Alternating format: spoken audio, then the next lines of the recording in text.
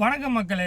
So எல்லோரும் என்ன சொல்கிறாங்கன்னா, நீ வந்து நடந்த விஷயத்தை பற்றி பேசுகிற, நடக்கிற விஷயத்தை பற்றி பேசு அப்படின்றாங்க. ஸோ நான் சொல்கிறேன், 2029 பார்லிமெண்ட் எலெக்ஷனில் என்ன நடக்கும் அப்படிங்கிறத. அதாவது நான் வந்து இதை மிகைப்படுத்தி சொல்லலை.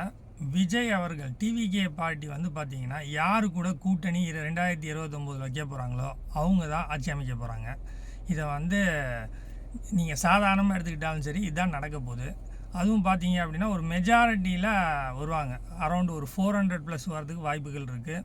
ஸோ அது எப்படி அப்படின்னு கேட்டிங்கன்னா, எனக்கு தெரிஞ்ச டிவிகேவும் காங்கிரஸும் மற்ற பேரும் சேர்ந்து தான் அந்த எலெக்ஷனில் நிற்பாங்க. ஏன்னா அப்படி தான் நின்று ஆகணும். ஸோ அப்படி நிற்கிறப்ப பார்த்தீங்க அப்படின்னா, மகாராஷ்டிராவுக்கு கீழே இருக்கக்கூடிய எல்லா இடங்களிலையும் அண்ணன் விஜய் அவர்கள் கண்டிப்பாக பிரச்சாரம் பண்ணுவாங்க. அதே மாதிரி டிவிகேவை சேர்ந்த ஹிந்தி தெரிஞ்ச மக்கள் எல்லாருமே எனக்கு தெரிஞ்ச நார்த் இந்தியாவில் நடக்கக்கூடிய அந்த எலெக்ஷன் பிரச்சாரத்தில் கண்டிப்பாக பங்கெடுத்து அவங்க ப்ரொபகண்டா பண்ணுவாங்க. ஸோ ஒரு சவுத் இந்தியாவிலேருந்து வந்து ஹிந்தி தெரிஞ்ச ஆட்கள் நார்த்தில் போய் ஒரு ப்ரொபகண்டா ஒரு கட்சிக்கு பண்ணுறாங்க. அதுவும் நல்ல விதமாக அவங்களுக்கு புரிகிற அளவுக்கு அதை இம்ப்ரெஸ் பண்ணுற மாதிரி பண்ணுறாங்கன்னா அது நல்ல ஒரு பலனை கொடுக்கும். ஸோ அதுதான் கொடுக்க போகுது, அதுதான் நடக்க போகுது. அதே மாதிரி பிஜேபிக்கு நிறையா டிஸ்அட்வான்டேஜ் இருக்குது. என்ன அப்படின்னா, மோடியை அவங்க திரும்ப களத்தில் இறங்கினாங்கன்னா ஒரு டஃப் கொடுக்கலாம்.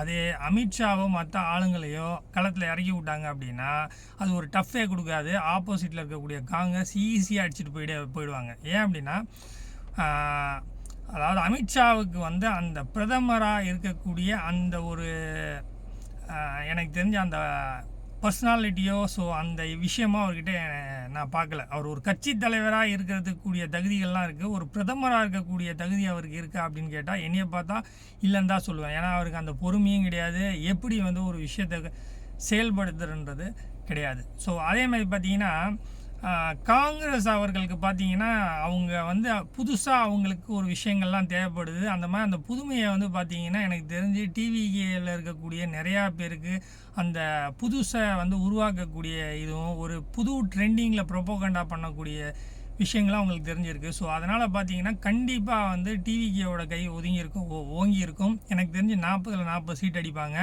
எனக்கு தெரிஞ்சு கனிமொழியோ இல்லை ஆர் ராசாவோ திமுகவோ ஒரு சீட்டு கிடையாது. அவங்க டெபாசிட் வாங்கினாலே பெரிய விஷயமா இருக்கும் பார்லிமெண்ட் எலெக்ஷனை பொறுத்த வரைக்கும். ஸோ மக்களே பாருங்கள், டிவிகேவோட ஆதரவோடு இருக்கக்கூடிய எந்த கட்சியாக இருந்தால் மட்டும்தான் 2029 இந்தியாவுக்கே ஆட்சி அமைப்பார்கள். அதை பாருங்கள், இது ஒரு மேஜரான ஒரு விஷயமா இருக்கும். நான் இன்றைக்கே ப்ரிடிக்ட் பண்ணுறேன் 3 வருஷத்துக்கு முன்னாடி.